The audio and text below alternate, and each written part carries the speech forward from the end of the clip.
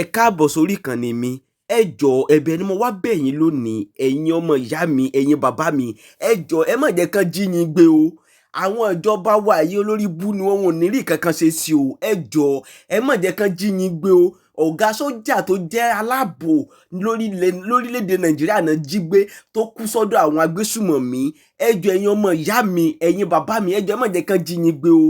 Ẹ jọ̀ọ́ ẹ dáàbò bora yín o. Ẹ wá nǹkan tẹ́ máa fi dáàbò bora yín o. Ẹ wò ẹ wá nǹkan kẹ́ fìdílé ká wá gbọ́ nǹkan tí bàbá wa wí kónkó bí wọ́n sì tún pẹrẹpẹ ọ̀rọ̀ lórí ọ̀gá sójà tí wọ́n pa. Ẹ jọ̀ọ́ wà tí wọn ò fi lè arrest Gumi. Ẹ wò ẹ jẹ́ kí n sáré gbé yín débẹ̀. Ẹ jọ̀ọ́ bá mi share fídíò yẹn, jẹ́ bá mi subscribe kẹ́dẹ̀ bá mi tẹ like. pé dákun dábọ̀ má jẹ́ kí wọ́n jí ọ gbé o, má jẹ́ wọ́n jí ọ gbé o. Ọ̀gá sọ́jà odidi general wọ́n jí gbé yìí, rescue team mélòó la rán, ń bo la wà gbà ó ń jáde ni o, ó ń travel ni o, wọ́n gbé òun àtìyàwó ẹ̀. Àwọn ajínigbé dẹ̀ jí gbé, ọ̀dẹ̀ kú mọ́ wọn lọ́wọ́. Kí wọ́n fi ṣe tó ikú mọ́ wọn lọ́wọ́. Àwọn èèyàn tí wọ́n ń jí gbé kí làrùn tí ń bẹ lára wọn tẹ́lẹ̀, kí ni wọ́n ń nọ́ọ̀sì, kí wọ́n ń tọ́jú. Ṣé ajínigbé sọ̀rọ̀ ajínigbé kan mo ní ọ̀sà tàbí mo gbọ́dọ̀ jẹun àbọ̀yẹ kí n ti lo oògùn kan, kí lọ́kàn wọ́n. Ẹ̀yin náà ti wá rí gbangba wípé compulsorily ní fún wa láti rẹ́yìn sùmọ̀mí àti ìjínigbé lórílẹ̀‐èdè Nàìjíríà. Ẹ wo adúrú aburú tó ti mú bá wa, ẹ wo wàhálà tó ti dá sí wa lọ́rùn, ẹ wo bínú gbogbo orílẹ̀‐èdè Nàìjíríà ṣe wà nínú dààmúdàbò.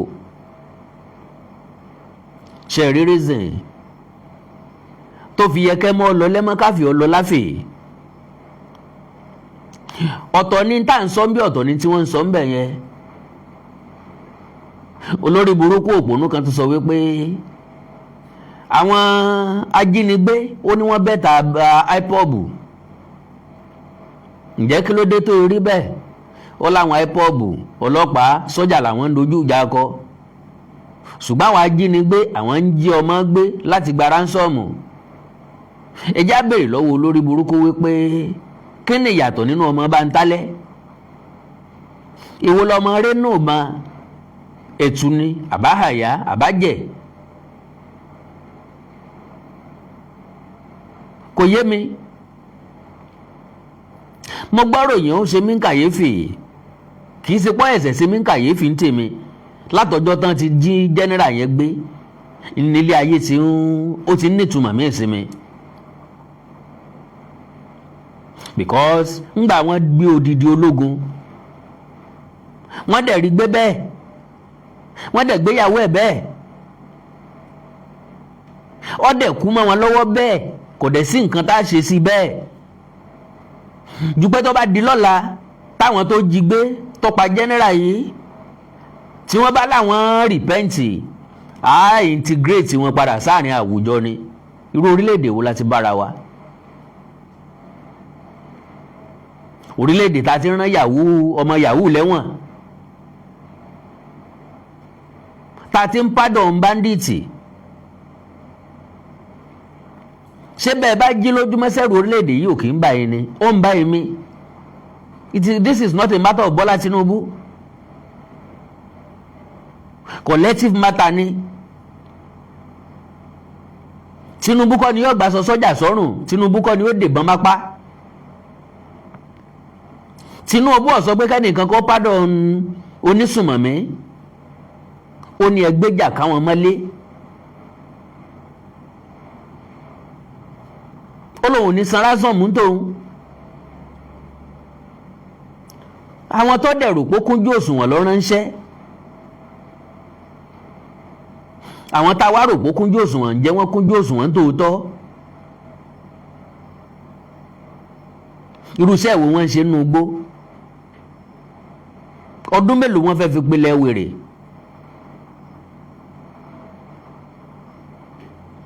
Àwọn onísùmọ̀mí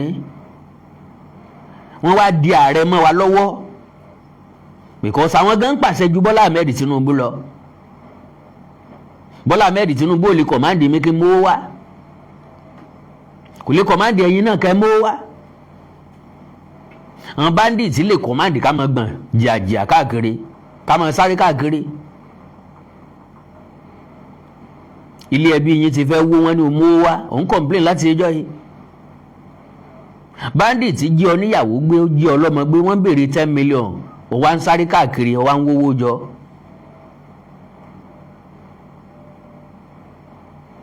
Owó tẹ́lòmí ò lè yá fọ́mọ rẹ̀ láti ṣe nǹkan rí. Bí ẹ bá jí ọmọ òun gbé, èèyàn ò sẹ́yìn ò ní wá káàkiri. Ẹni tí ó fẹ́ràn èèyàn gan san bẹ́ẹ̀. Question mi lélẹ́yìí, ẹ dákun torí Ọlọ́run, ṣé a lè ṣẹ́gun yìí àbí ò ṣeé ṣẹ́? I mean, ṣé bá ṣe mọ́ bá lọ lélẹ́yìí àbó lópin, níbo lópin rẹ̀ wà? Ọ̀nà mélòó la mọ̀ táwọn oníjàǹdùkú gbé tán wà nínú igbó? Ọ̀nà mélòó ńlá mọ̀ tí wọ́n wà, mélòó wọn ní bẹ́ẹ̀? Ǹjẹ́ a lè ka iye àwọn èèyàn tí ń bẹ nínú àhámọ́ ajínigbé lónìí lórílẹ̀‐èdè Nàìjíríà nípínlẹ̀ kọ̀ọ̀kan? Àwọn akẹ́kọ̀ọ́ tí wọ́n jí gbé lójú wa nìkan la lè sọ ń parẹ́ o. Àwọn tí wọn ò gbé lójú wa ń kọ́? Àwọn tí ò sí èèyàn kankan mẹ́ngbà tí wọ́n gbé wọn débi tí wọ́n lè ṣàlàyé fẹ́ lòmíì wípé wọ́n gbẹ́ nìkan lọ o. Mélòó ọkọ̀ wọn ti dá dúró tẹ́nìkan kọ́ ọ mọ̀ tán ti káwọn èèyàn inú ẹ̀ sọ̀kalẹ̀ tán kó wọn wọnú igbó lọ. Agbára wo la ní ta fẹ́ sà? Ṣé general yẹn kú bẹ́ẹ̀ náà ni? Àwọn kan ti kú ṣáájú ẹ̀ bẹ́ẹ̀. Àwọn onísùmọ̀mí ti wọ military base tí wọ́n pa àwọn èèyàn rẹpẹtẹ tán tó jíyàn gbé ní military base. Ìwọ wá ń sapá kẹndu káàkiri, oníwọ̀n ò lè gbé ọ, má jẹ́ kí wọ́n gbé ọ torí ọlọ́mọ ń bẹ̀ ọ ni o. Èmi náà try as much as possible. N ò ní rìn sọ́nà bíi tí wọ́n ti ìkọ́ ọmọ bá lọ jíru wa gbé kéèyàn kàn máa kọrin ilé ló lọ tààràrà, ilé ló lọ tààràrà, bàbá rẹ̀ ilé o, ilé ló lọ tààràrà. Torí kò sẹ́ni tí ó gbà lóra rẹ̀ kalẹ̀. Ta ló jẹun yóò débi pé yóò dáwó fẹ́ nìkan nísìn? Kọ́lọ́ mọ́jà rìn ju ebi ń pọ̀ náà. So mo rí ìròyìn yẹn ó kà mí láyà. Mo sì rí nǹkan tí ń lọ Nàìjíríà, ẹ̀rù bà mí púpọ̀ jù.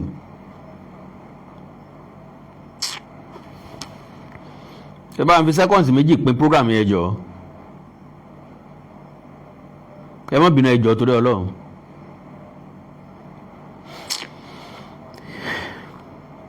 Nàìjíríà ń lé orílẹ̀-èdè mi ọ̀wọ́n.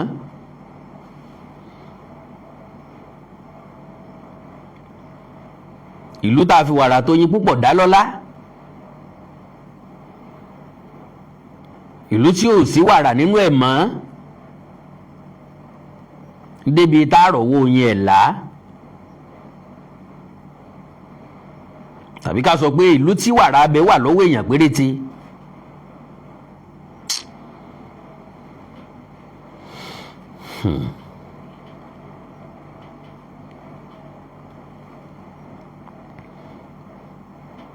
Ẹ má bínú o.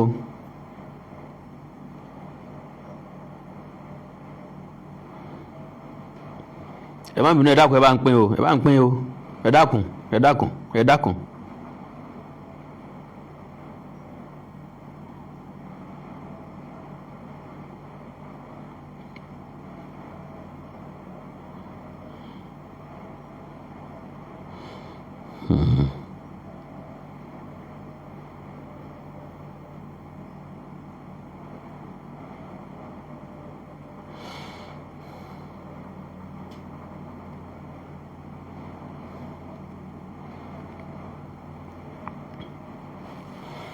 Ẹ má bínú o, ẹ má bínú o, ẹ má bínú o.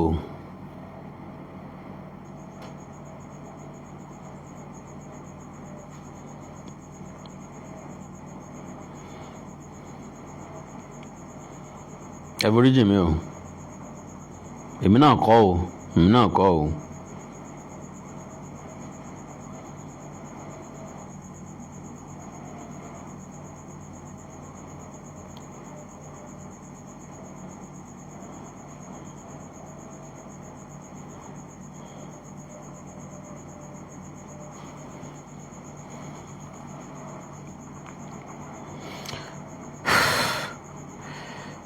èmi mọ̀ pé gbogbo aláṣẹ ríròyìn ọ̀hún o ṣùgbọ́n àyàkó èmi ẹ̀rù bà mí. Nigeria retired general Kpayin in captivity. Retired Major General Rabi Abubakar was spokesman for the army a decade ago. A retired Nigerian Army general who had been kidnapped by gunmen in the country's northwest as Kpayin while being held captive, the military has said. Kí ni ìgbésẹ̀ tí military gbé ńgbà tí òtútù ń pòkan ọ̀rẹ́ wọn? Ṣé wọ́n rí gẹ́gẹ́ bí business as usual àbí wọ́n rí gẹ́gẹ́ bí ikú tí ń pojúgbẹ́ ẹni? Odidi ọ̀gá sọ́jà àdẹ̀lé track ẹ̀.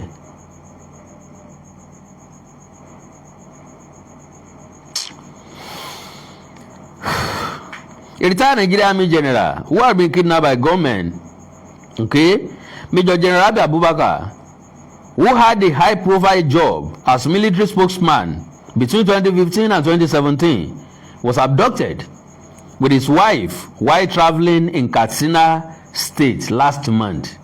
Látòṣù tó lọ wọ́n ti jí gbé. No group has said it was behind the kidnapping. Ìyẹn túmọ̀ sí pé àwọn Boko wọn ò pa wọn ni, àwọn ẹ̀sì wọn ò pa wọn ni, àwọn bandi wọn ò pa wọn ni, àwọn iswa wọn ò pa wọn ni. Gbọ́ ta ni ó fọ̀bẹ tó nù Jésù kí wọ́n jí gbé fún? Ṣé wọ́n béèrè ránsọ́ọ̀mù?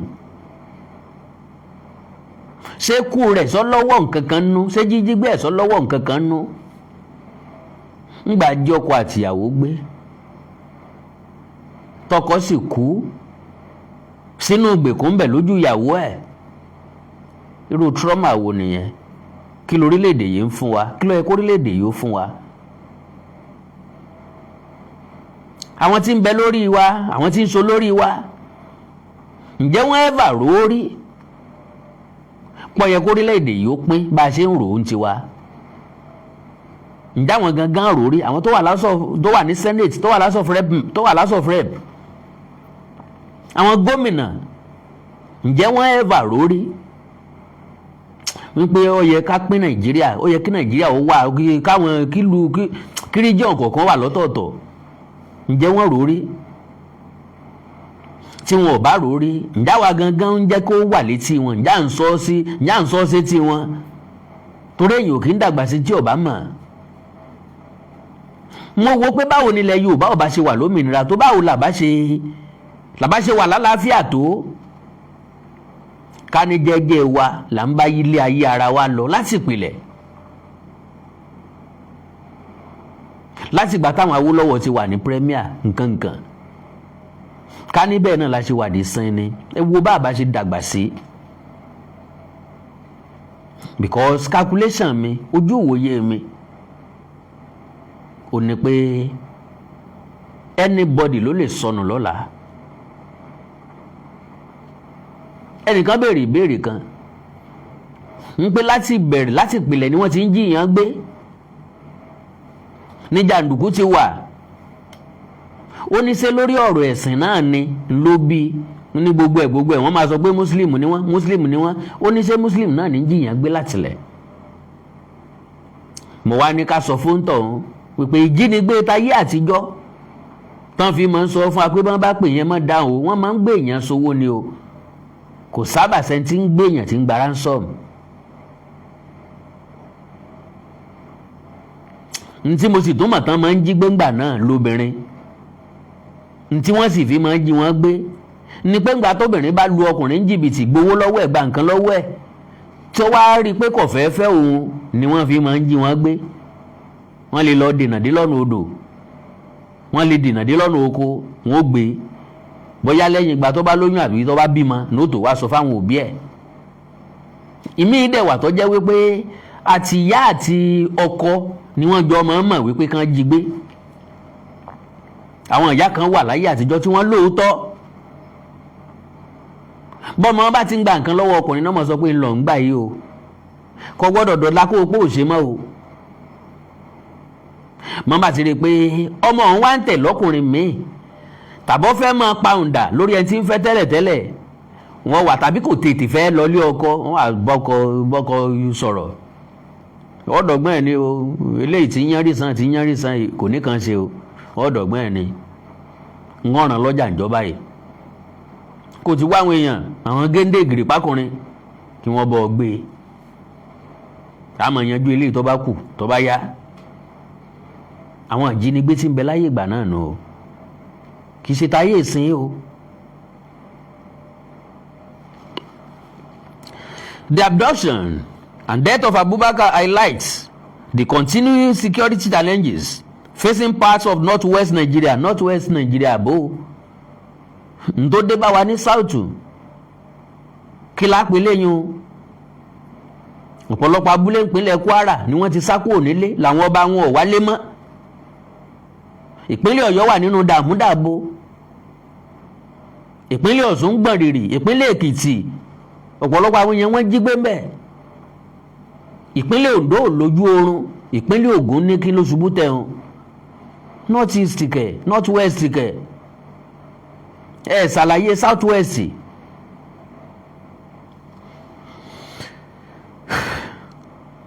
Where criminal gangs known locally as bandits frequently carry out kidnapping for ransom as well as cattle rustling and attacks on rural communities.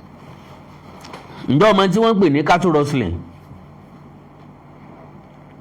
ká dédé pa ẹni tí ń da màálù ká jogún màálù rẹ̀ ọmọ pé lẹ́yìn náà wà lókè ọya ọmọ pọ̀ wà káàkiri tí wọ́n pa ẹni tí ń da màálù tí wọ́n kó màálù rẹ̀ lọ ǹjọ́ tó bá rí gbákọ́ lóòótọ́ rámì ni wọ́n ń pè cattle rustling. Some militant jihadists have also operated in the region. An alleged militant camp in Sokoto State was the target of a U.S. airstrike on 25 December last year. Katsina had been one of the states most affected by the violence. Local media reported that the retired officer had been going to a wedding on 30 May when armed men attacked his vehicle and seized him, his wife, and their driver. Ìyẹn ń lọ bí ayé ìgbéyàwó ńlọ dáràn sí ló kẹran sí ẹrú ìbámọ̀ ń tá a fi ń sọnù pé àìmọ̀ kì í pọmọ ọlọ́mọ jẹ àìmọ̀ ló ṣèyàwó àìmọ̀ ló sọmọ tuntun ló ṣèyàwó ọ̀sìngé ló sòkú pópó kálọ́mọ tuntun mọ̀ ni kò ní yálé tálíkà ilé olówó ni ọ̀báyà ibi tó ti máa rí ìtọ́jú káníyàwó ọ̀sìngé mọ̀ ni ilé ọlọ́lá tí ń pẹ́ láyé ni ìbáyà ìbá ti yálé ẹni tí ó tètè kú tí ó wà dopó ní kògbókògbó ọjọ́ ayé rẹ̀ òkú pópó ta ẹ̀sẹ̀ ń pè kán wá fi táǹkàṣù gbéhùn káwọn táǹkàṣù wá gbéhùn kálọ́mọjọ́ tá a sùn tá a ní jí mọ́ ni ìjọ́ tí ó kù sí pópó tó kúrẹ́ ọmọ ráre ńlẹ̀ ẹlẹ́hun yóò jẹun tán yóò fẹ̀yìn lébùsùn bí kú bá dé amẹ́nire lójú oorun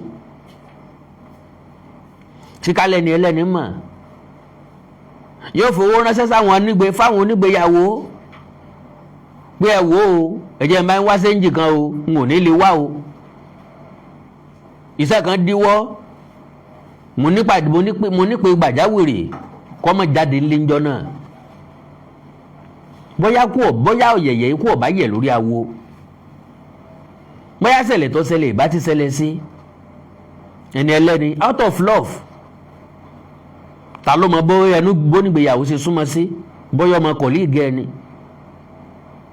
bóyá ọmọ àbúrò rẹ̀ ni bóyá ọmọ ẹ̀gbọ́n ẹni bóyá ọmọ ọ̀rẹ́ ẹni bóyá ẹbí wọn ni látijọ́ tí wọ́n ti jí gbé ṣéyàwó àtọkọ ìyàwó ṣé wọn ò lájọṣepọ̀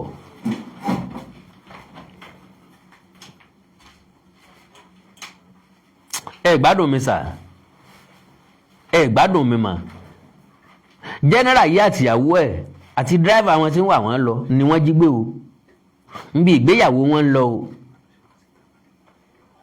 ibi kíni ibi ìgbéyàwó wọn ń lọ mo wá ń béèrè pé ọkọ ìyàwó àtìyàwó ọ̀sìngẹ́ ṣé nítorí pé wọ́n jí general yìí gbé wọn ò jẹ́ látìgbà náà? ṣé wọn ò bára wọn lájọṣepọ̀? ṣé ìṣe honeymoon gan ni wọ́n wà? ṣé wọ́n ti kúrò ní honeymoon? ńlá fi pé ìbànújẹ́ nìkan ò túlù. ṣé wọ́n mọ̀ pé torí àwọn gan wọ́n ṣe jí gbé? Okay. Days before news of his death emerged, a video shared on social media appeared to show Abubakar in captivity.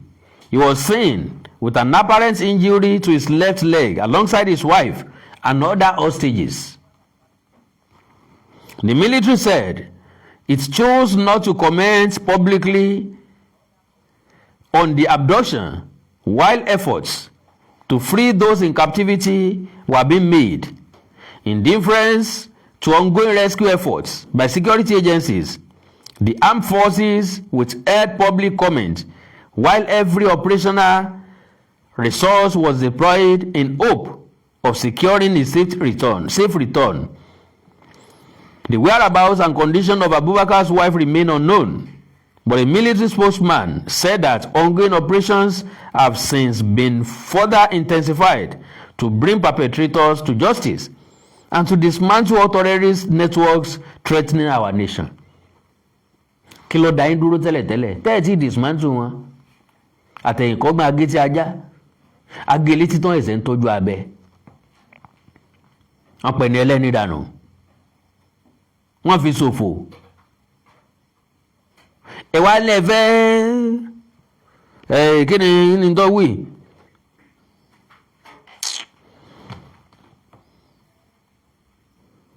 Dismantle the terrorist network. So, bring perpetrators to justice. Perpetrator will bring to justice. Àwọn tó yẹ pé tẹ́ bá ti mú ẹ tún rehabilitate wọn ni. Ẹ pardon wọn. Ẹ fún wọn ní amnesty. Àwọn wà padà dé wọn tún wá ṣe yín lóro. Bó lèèyàn kò ṣe. Bó láṣẹ gbọ́ pé èèyàn kan ti pa àyàn rí. Ọ̀pọ̀lọpọ̀ àwọn èèyàn ń bẹ ní ọgbà ẹ̀wọ̀n lónìí. Wọn ò mọ̀ọ́mọ̀ dojú ìbọn kọ èèyàn, wọ́n ṣèèṣì pa àyàn ni. Wọ́n wà lẹ́wọ̀n dé sìn.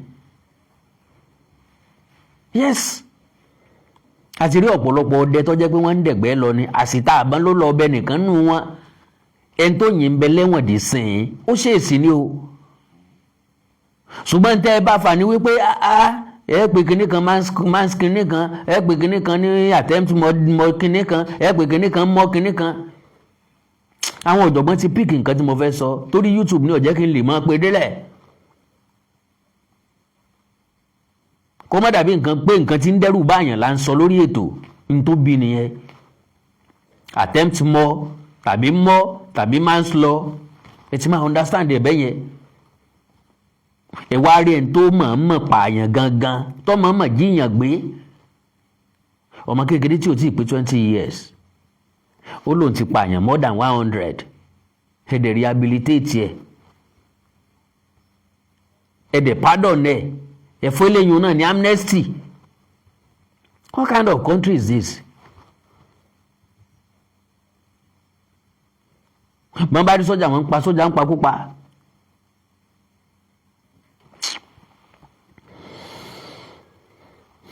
The military paid tribute. Ọmọ eléyìí ò ṣe dáadáa àti pay tribute yẹn ò nira fún wọn. The military paid tribute to the Major General, who local media reported was 61 when he died, describing the loss as tragic. Eléyìí àwọn vocabulary ńláńlá ìmọ̀ ń yá sí wa lẹ́nu ọ̀rọ̀rùn gan àìwá tì. Condolence visit ó yá sí wa lẹ́sẹ̀ gan. Àwọn governor wá, senator wá.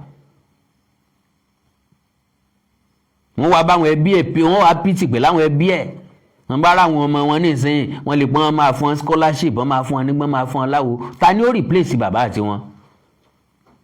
Ẹ̀yin jẹ́ bàbá àwọn ọmọ yín. Ẹ jẹ́ ọkọ ìyàwó yín. Àti mọ̀ whereabout ìyàwó ọkọ ló ti kú àtìmọ́lé. Driver ńkọ́ ǹjẹ́ mọ̀ whereabout ẹ̀? Àbó wọn lẹ́bí. Okay.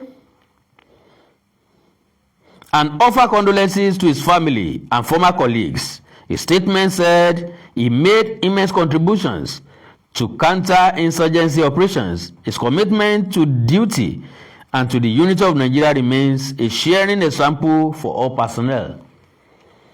Nta Agbala todo iléeṣẹ́ ológun nù. Ìyẹn sún àláyé ọjọ́ abákúlà dèrè.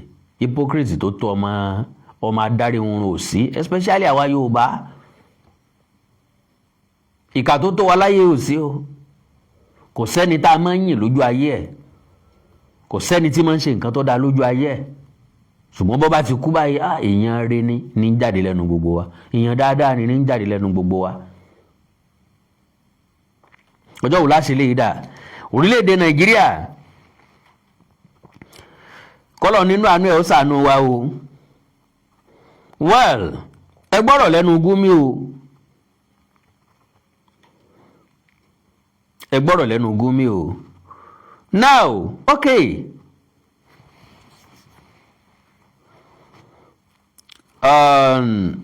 Ẹ gbọ́ Gumi. When you ask a battery of questions, how do you expect me to convince you? Let me step one by one. IPOB is attacking the police, is attacking the army.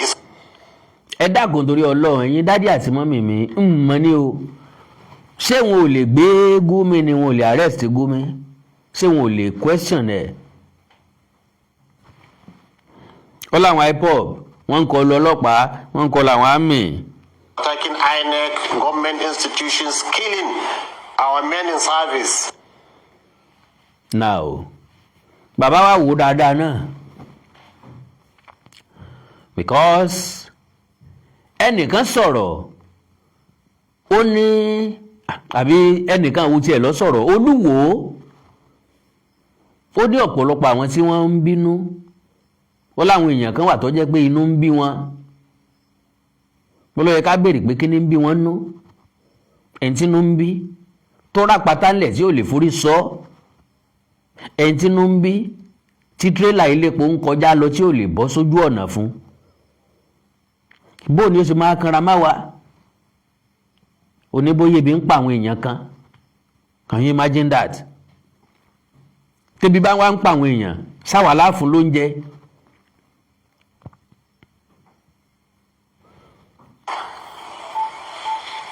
And the herdsmen are kidnapping children not to kill them. Can you imagine? And the herdsmen are kidnapping the children not to kill them. Kì í ṣe pé wọ́n fẹ́ pa wọ́n o, wọ́n kàn ń jí wọn gbé. Kí nìdí tán fi ń jí wọn gbé? To get money. To get money.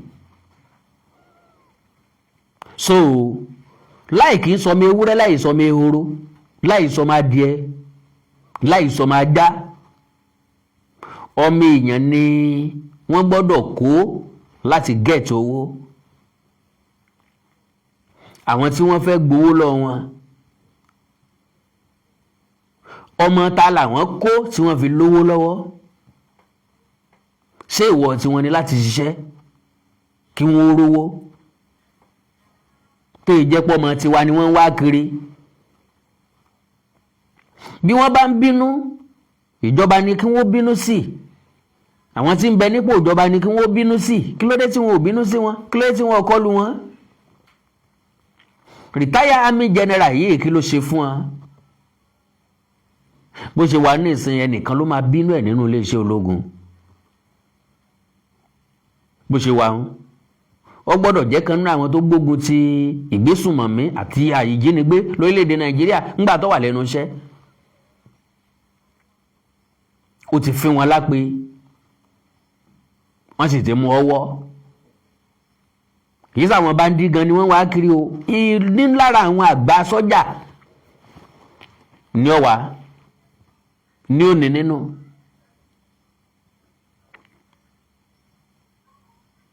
Ṣé wọ́n mọ̀ wípé yóò kọjá ń bẹ̀? Ṣé ìsìnkú ẹni tí bàbá yìí sọ fún pé òun lọ bí ìgbéyàwó ló fáwọn tó lọ dúró sí ojú ọ̀nà ló fún ọ lọ́wọ́ ẹni tó mọ ibi tí ń lọ? Àbọ̀kàn wà coincidence ni. Sáwọn eléyìí ó kàn wá fún operation ni wọ́n ṣe mistake pàdé ẹ̀ lójú ọ̀nà wọ́n jí gbé. Àbọ̀ wà deliberate. pòun gangan ni wọ́n plan pé wọ́n fẹ́ lọ jí gbé tẹ́lẹ̀tẹ́lẹ̀. Odidi Major General wọ́n jí gbé conveniently without resistance, kò já ń pátá kò ṣe kankan, wọ́n gbé àwọ̀ ẹ̀, wọ́n gbé driver kí wọ́n fi ṣe kó tó kú. Ṣé wọ́n tọ́jú ẹ̀ ni? Ṣé wọ́n lù ni? Ṣé wọ́n gbá ní nǹkan ni? Ṣé wọ́n fi ibi pa ni? Sọ lárùn lára tẹ́lẹ̀tẹ́lẹ̀ tí ń tọ́jú tí ń nọ́ọ̀sì. Gbogbo àwọn ìbéèrè yẹn ó dùn ní pé kò sẹ́ni tó lè dáni lóhùn. Bọ̀tẹ́lẹ̀ tó dùn wájú òun ni wípé ó dídí Major General nínú iṣẹ́ ológun ni wọ́n gbé tí ó láǹfààní àti jàjàbọ́. My lovely brothers and sisters, ẹnikẹ́ni tí wọ́n bá dè lókùn lọ́wọ́, bóyá dè síwájú àbá dè sẹ́yìn, kò lè dára ẹ̀ tú o. Bó bá jẹ́ ìjẹ́wájú ni ó lè fẹ̀yìn tú, ṣùgbọ́n tó bá mú ọ tán fi dè ọ́ lọ́wọ́ sẹ́yìn, ó ń tọ́ ò lè dára ẹ̀ tú. Ẹnikẹ́ni tán bá mú sígbèkùn kò lè free ìyá rẹ̀. Kìsídàkẹ́ni tó so kó tú tàbí kẹ́lòmí ọ wá láti wá tú. Kennedy tẹ́nìkan ó fi rò lọ́kàn tàbí táwọn ìsọ̀rí èèyàn kan ó fi rò lọ́kàn pé ẹja lọ jíyàn gbé, ẹja gbẹ̀mí eléyìí, ẹja pa eléyìí. Kennedy tíjọba tí ń sọ pé òun ń ṣe taráàlú yóò fi wá múrú àwọn èèyàn bẹ́ẹ̀ tí ó sọ pé amnesty ló tún kàn.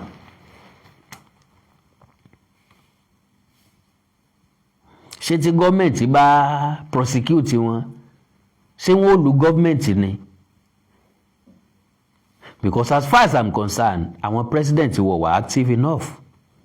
Mo fọlọ́run búra. Irọ́ ò da ẹni tí ń pọ̀ lálàáfíà. If you don't have action, you should not lead. Please don't lead.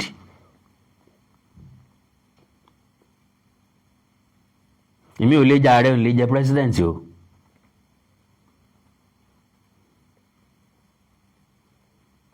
N lè jẹ́ president o. Gbogbo àwọn tán mú tán kó yìí á yànké wọn nísìnyí, ká yànké wọn pátápátá, ká mójú kó ń bẹ̀. Ilé yìí ni pé a fẹ́ kí wàhálà ikú ọ dá kó tán pátápátá. Can you compare somebody who's killing our gallant men in the armed forces directly, attacking them, to somebody who's kidnapping children to make money, not to kill them? Can you imagine? Bọ́ọ̀lù ẹ̀ ti fẹ́ compare ẹni tí ń dojú ìbọn kọ àwọn sọ́jà, tí ń dojú ìbọn kọ àwọn ọlọ́pàá. Tẹ́ compare rẹ̀ pẹ̀lú ẹni tí ń jí àwọn ọmọ kéékèèké gbé torí kó òun lè gbowó. Ṣé mi lè sọ bó ṣe sọ yìí? Ṣé mi lè sọ ń tọ́ sọ yìí? Kí DSS ọmọ kànlẹ̀kùn lé mi lọ́la.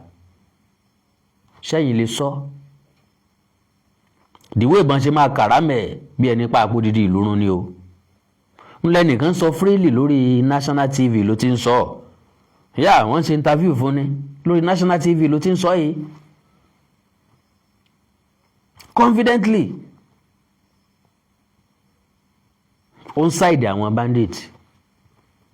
Ó ń defend wọn. Ó tó ń jẹ́ kó yé wa wípé tí wọ́n bẹ́tà tàwọn IPOB. Ẹ gbọ́, ṣé wọ́n bẹ́tà IPOB àbá IPOB bẹ́tà wọn? IPOB bẹ́tà wọn as far as I'm concerned. Because IPOB ní request. IPOB ní ti ń dùn wọ́n ti ń bí wọ́n nú. Region ni kò kí ń ṣe individual. IPOB ti jáde. Ẹ jẹ́ ká máa lọ afẹ́kù lára Nàìjíríà ló bí IPOB. So wọ́n ní request. Wọ́n ní tí wọ́n ń fẹ́, wọ́n ní tán ń béèrè lọ́wọ́ ìjọba. Wọ́n ní tí wọ́n ń béèrè lọ́wọ́ Nàìjíríà. Torí pé wọ́n rò wípé àwọn wà marginalized. Pín kárí dọ́dọ̀ àwọn. Káwọn ó yẹ káwọn náà ti jẹ president. Ó yẹ káwọn ètò kan dọ́dọ̀ àwọn, kò dọ́dọ̀ àwọn ni wọ́n ṣe ń béèrè fúnlé olómìnira tiwọn.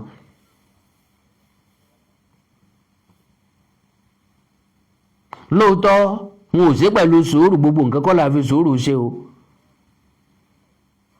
ṣé wọ́n dédé ń kọjú ìbọn sáwọn sọ́jà ọlọ́pàá ni sáwọn náà kọjú ìbọn sí wọn. bàbá léwúrẹ́ kàn gànà yóò yíjú padà sí èèyàn. gbogbo ẹ̀yà kọ́ ló lè yọ ní sùúrù bí Yorùbá sùúrù wa náà ní ń kó bá wa yìí kọ́ lọ́ mọ́jì ó kó bá wa mọ́ kọ́ lọ́hún tètè là wá ń bẹ̀ kó tètè gbà wá ń bẹ̀. àti dọ́ọ̀lù jù Ọlọ́run dáríjì mi o kọ́ lọ́hún ṣàforíjì o àti dọ́ọ̀lù jù ńlẹ̀ Yorùbá. accommodation ni àwa accommodating ni àwa ìgbà ni njó la fẹ́ ṣe yẹn dà the earlier the better tá a bá stop accommodation wa náà. gbogbo èèyàn ò lè dàbí èmi o èmi ní decision mi ò fún oníbàárà lówó mọ́ o tí ìbá ti sọmọ Yorùbá o mi ò rán èèyàn kankan ṣẹ́ o nítorí bá wù yín kẹ́ pè mí o. yírí ìyàbò bá ń bí àlà ó sunkún dọ̀la ní fún ṣíṣì.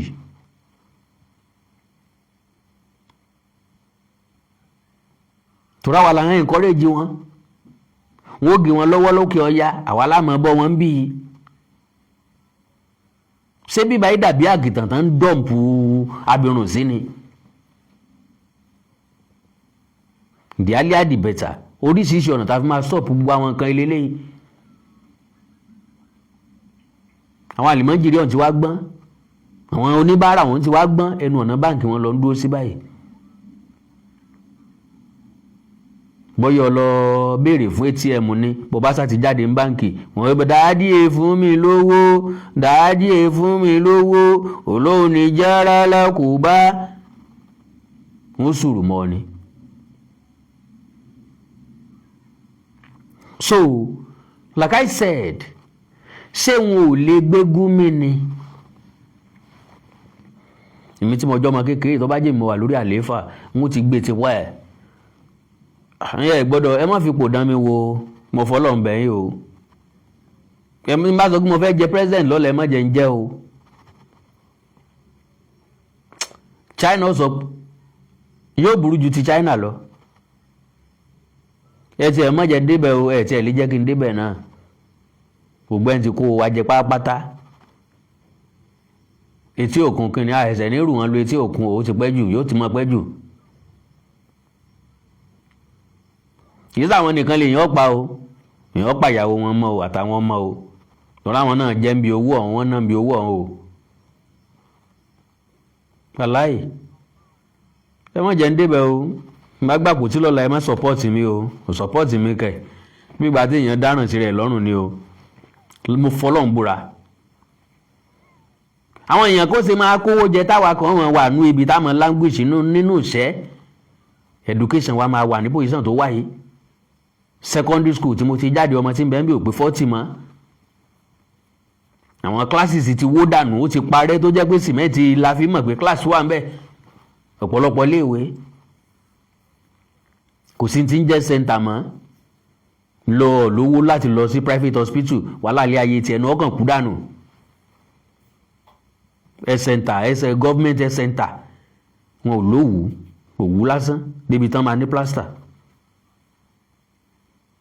kò sí iodine kò sí nǹkan kan tán fi máa dá ẹ̀jẹ̀.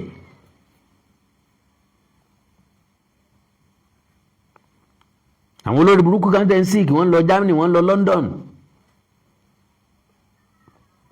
àwọn ibi táàtì bèrè lọ́wọ́ Ọlọ́run náà nù pé kí ló dé èyí ṣe jábàálù àwọn eléyìí dànù ìbí special jet tí wọ́n ń gbé èyí jábàálù wọn dànù tó jẹ́ pé ọmọ kọ̀làkọ̀ságbé náà látò mọ́ ní bàálù rẹ̀ ó tó máa já. ẹ má sáfì mi jẹ president o. Look, we need some fairness in what we are doing. What kind of fairness? nínú àwọn tí ń jìyàn gbé ẹ̀yin dádì àti mọ́mì. Well, ẹ má jẹ́ ń làágùn púpọ̀ kí n sì má láyín lóògùn púpọ̀. ọ̀gá sọ́jà ti kú o. Ó kú sátìmọ́lé àwọn ajínigbé. Ṣé bá ṣe máa bá lọ náà nù? Àwọn ọmọ wa ti fẹ́ pé 30 days lákòóló àwọn ajínigbé. May 15 wọ́n kó wọn.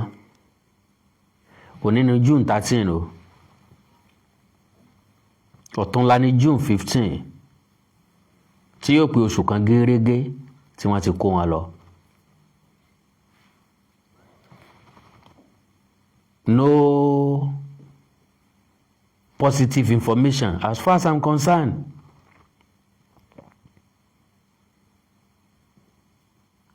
Kò sí nǹkan kan tó positive pé kò sí àpẹẹrẹ kankan àti ìrí o, bóyá tó bá dọ̀la o á gbọ́ ìròyìn ayọ̀ o, bá a ṣe ń pray fún, bá a ṣe ń anticipate fún, bóyá lọ́la bóyá máa gbọ́ ìròyìn ayọ̀, kọ́lọ́hún ó jẹ́ tiwọ́ gbọ́re o, kọ́lọ́hún sàwọn ọmọ yìí ní rírí, kọ́lọ́hún ó jẹ́ kán release wọn, kọ́lọ́hún fáwọn ọmọ yìí lómìnira, kó fún wọn lálàáfíà. Kí àwọn méjì tó wà nínú ìbànújẹ́ kí wọ́n dá láyọ̀ padà.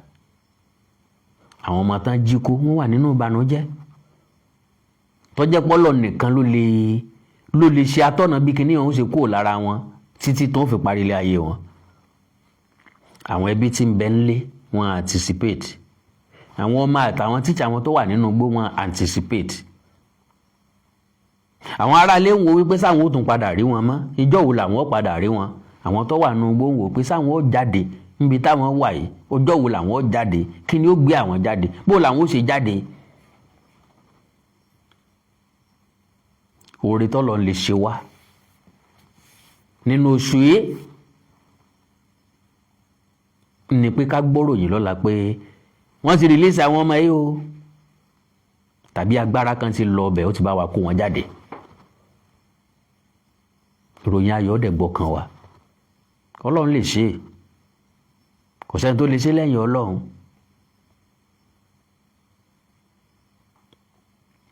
Ṣé ti trauma ẹ̀fẹ́ lẹ́yìn ó lẹ̀ fọ́lọ́run, àníkàn kọ́kọ́ jáde ná. So ọ̀gá ológun tó kú, kọ́lọ́run ó mèpẹ̀ burúkú kò lójú ẹ̀, kọ́lọ́run ó sì máa torí ọ̀rọ̀ ọlọ́rọ̀ bá ní lẹ́nu, torí pé àwọn nǹkan kan máa ń bẹ tí máa ń jẹ́ ẹ̀san o. Mo ti kọ́kọ́ tọrọ astagfirullah, mo ti kọ́kọ́ tọrọ àforíjì lọ́wọ́ Ọlọ́run.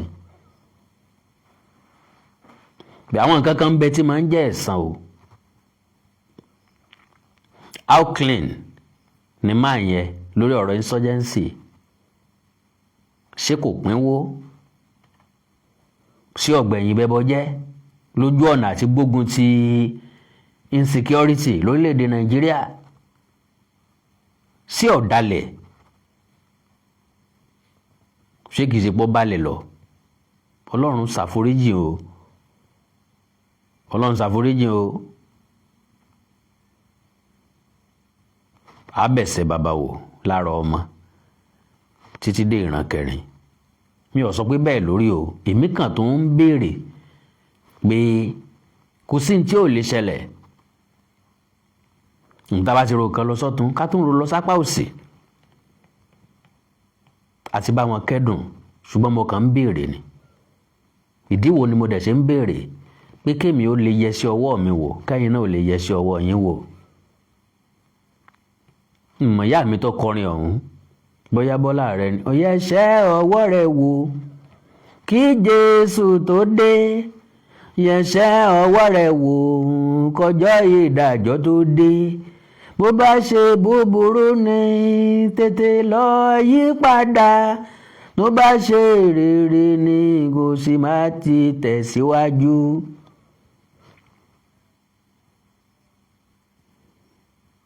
Kí kálukú yẹ sí ọwọ́ ẹ̀ wò. Àṣegbé kan ò sí o, àṣepamọ́ ní ń bẹ o. Akéèpè kan ò sí, atọ́jú èpè pamọ́ fúnni ní jẹ́, akéèpè pamọ́ fúnni ní jẹ́. Gbogbo tá a bá ṣe lónìí, àwọn kan ó mú tí wọ́n jẹ́ o, àwọn kan ò ní lè mú tí wọ́n jẹ́. Irrespective tí wò ká lágbára tó, Ọlọ́run yóò wà pẹ̀lú gbogbo wa o. Àkàndá ọ̀rọ̀ ayọ́kọ̀ǹkọ̀, ẹ jẹ́ kí n yọ̀ǹda yín, kémi náà yọ̀ǹda ara mi. Èrò mi lórí ìṣẹ̀lẹ̀ tó ṣẹlẹ̀ yìí ò ní wípé ọ̀rọ̀ orílẹ̀-èdè Nàìjíríà ó ń wá àpérò kíákíá. ṣé dandan ní ká fagídí wà papọ̀. Mò ń gbọ́ tí Mufu wò tí ń sọ wípé Nàìjíríà ò tí ì bá àdìjọ àwọn orílẹ̀-èdè míì lọ, pé ká pín nǹkan ní solution. Mi ì rí bí tẹ́ni tó wà with sanity tí ó ti tó máa sọ fún wa pé ká pín kọ́ ní solution. Lóòótọ́ ló difficult, ṣùgbọ́n tó bá possible tá a bá lè rọ́nà àbáyọ sọ́nà tá a fi lè pín, táwọn tí wọ́n ń bẹ nílé ìjọba tí wọ́n bá lè rí ní tá a rí, tó jẹ́ pé wọ́n nífẹ̀ẹ́ aráàlú lóòótọ́, tán fẹ́ ká kúrò lóko ẹrú, tán fẹ́ ká kúrò nínú dààmúdààbò. Nàìjíríà ti tóbi jù láti govern fẹ́nìkan. Bàbá fẹ́ jẹ́ kó orílẹ̀-èdè yóò dáa o, Nàìjíríà ti tóbi jù láti govern fẹ́nìkan. We have different and separate desires, different and separate ambition. A kì í ṣẹ̀yà kan náà o, ní ó jẹ́ kí Nàìjíríà ó tètè dá o. Tó bá jẹ́ Haúsá ni, èdè wọn ó tètè yéra wọn ó tètè rọ́nà lọ. Tó bá jẹ́ ẹ̀yà Ìgbò nìkan ni, ẹ̀yà Ìgbò ti ga, wọn ó ti develop ọgbọ́n technology wọn, ìmọ̀ business wọn, wọ́n á ti grow, wọ́n á ti outgrow everybody. Tó bá jẹ́ràn Káàárọ̀ Oòjíire nìkan ló dá wà, culturally àwọn èèyàn máa wò wá, wọ́n fẹ́ dàbí wa. Intelligently, economically, Yorùbá ti máa grow gan. Níṣẹ́ ìta fi máa rojọ́ lónìí rojọ́ lọ́la, pariwo lónìí pariwo lọ́la, a lè pín peacefully. Kódà gan ká tó mú Fúlàní lọ́rẹ̀ẹ́, ká mú Yíbò lọ́rẹ̀ẹ́, ṣùgbọ́n kálukú ṣe tiẹ̀ lọ́tọ̀ọ̀tọ̀. Bàbá pín Nàìjíríà ní ìsìn, ẹnìkan ò lè tòkè Ògùn wá kọ́ mọ́ wá ṣe mú gòngònù lálẹ́dẹ Ọ̀yọ́, ẹnìkan ò lè wá látòkè Ọya kó lóun fẹ́ wá jiyàn gbé ń bì yìí. Ànímọ̀ pa wọ́n tán, èèyàn mọ̀ kán wọn lápá, á máa rìkọ́ọ̀dù, á máa ṣó ẹ̀ fáwọn tó kù wọn. Àánú Olódùmarè nífẹ̀ẹ́ nìkan kan wá sílẹ̀, Wahala ti dààmú ó kéré ó tóbi kò ní mọ̀nà lé wa. A kò múra ìsinmi ọ̀la o, ìsinmi aláyọ̀ ló máa jẹ́ fún wa. Ẹ like, follow page mi lórí Facebook, Awikonko television àti Awikonko TV. Ẹ subscribe sí YouTube channel mi Awikonko TV àti Onídèmọdé TV. Ẹ tí ì dé Onídèmọdé TV, mo ń bẹ̀ yín, ẹ bá mi lọ sí Onídèmọdé TV. Àkọ́kọ́ ẹ bá mi subscribe sí, ẹlẹ́ẹ̀kejì ẹ máa bá ń wo Onídèmọdé game show. Ẹ fẹ́ kọ́ ẹ̀kọ́ èdè Yorùbá síwájú àti síwájú sí, ẹ máa wo Onídèmọdé game show. Pẹ̀lú ògo Ọlọ́run, àánú Olódùmarè ní fún wa. Ẹ wá ní nǹkan pàtàkì tẹ́ fẹ́ kájọ ṣẹ́já sọ lórí WhatsApp +234 904 851 9362 +234 904 851 9362. Èdè àti àṣà ilẹ̀ Káàárọ̀ Oòjíire bí ò ní wọ́ mi o. Orílẹ̀-èdè ilẹ̀ Káàárọ̀ Oòjíire ò ní dàrú, ìlú ẹnì kọ̀ọ̀kan wa yóò tòrò mìnìmìnì. Ajú àṣẹ o, ó dàárọ̀, òun ayọ̀ lásùn, ànítójú òun lójú kú. I love you all, ó dàárọ̀. Lórí tọ̀gá sọ́jà táwọn ajínigbé jí gbé pẹ̀lú ìyàwó ẹ̀, wọ́n ló ti kú sí àhámọ́ àwọn sọ́jà. Ẹ̀rí pé lẹ́yìn ń gbẹnu tán, eléyìí tún kọjá bẹ́ẹ̀, eléyìí tún lágbára. Bẹ́ẹ̀ ṣe wọlé ẹ̀dá pẹ̀ bá ń pín program ọ̀hún.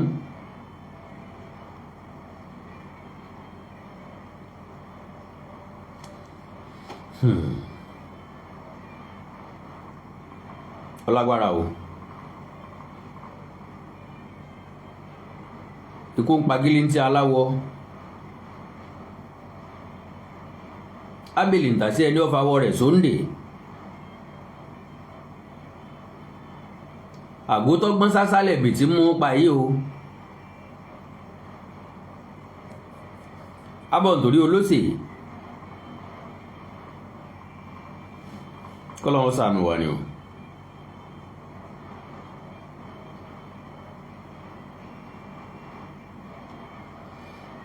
Ẹ bá mi ṣe program yẹn láàrin ìṣẹ́jú kẹjọ. Ọ̀gbẹ́ni rédíò tó ń sọ̀rọ̀.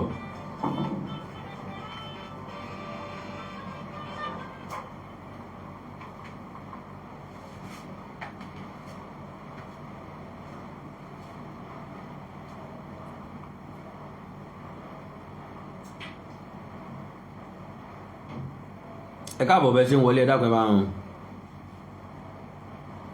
sáré pín program yẹn jọ kọ́mọ̀já wà nìkan láwà lórí ètò.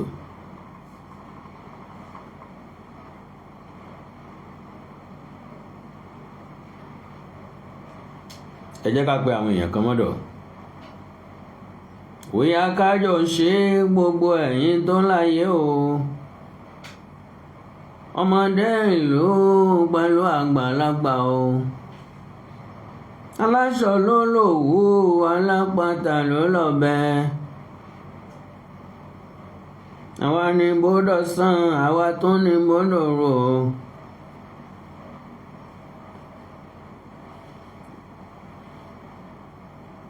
Akínkúnmi Àlàbí ti dé tòsí o jẹ́ kájọ ṣe lètò tó gorí àléfà o bóyá kájọ ṣe àwọn kan kò gbẹ́rù dórí ẹ jẹ́ kájọ ṣe àwọn kan kò gbẹ́rù àjẹjọ ọwọ́ kan ò gbé gbá dórí mo lówó máa tọ́jú òbí mi o ìyá ni káàkì bàbá làbákẹ́. láyé ìgbà náà ńgbà tí ọ̀gá awọ́ bá bẹ̀rẹ̀ ètò Dr. Akínkúnmi Àlàbí kọ́lọ̀ ń jẹ́ ká rí ń pẹ́sà ni wọ́n máa ń lorin láyé ìgbà náà mọ̀ bóyá wọ́n sì ń lòdì sí o. well n ò fẹ́ lu àmì fàágùn lórí ètò yìí lónìí ṣùgbọ́n mo ní kí n kọ́kọ́ sọ fún ọ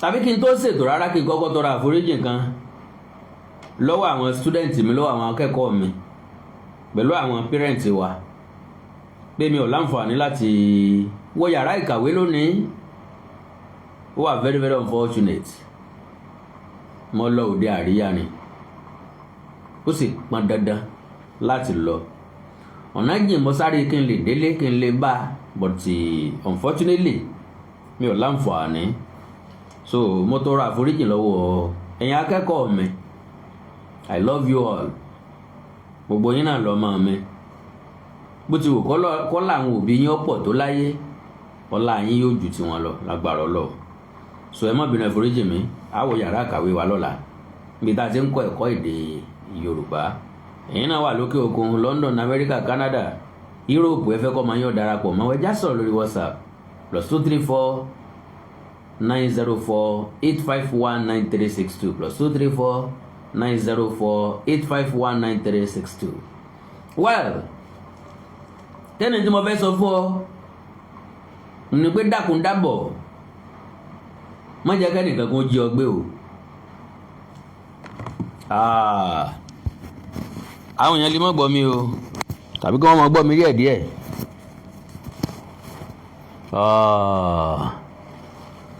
ọ̀dà kò sí wàhálà.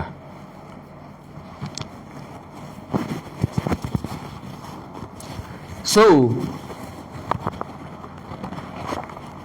kẹ́ni tí mo ń gbìyànjú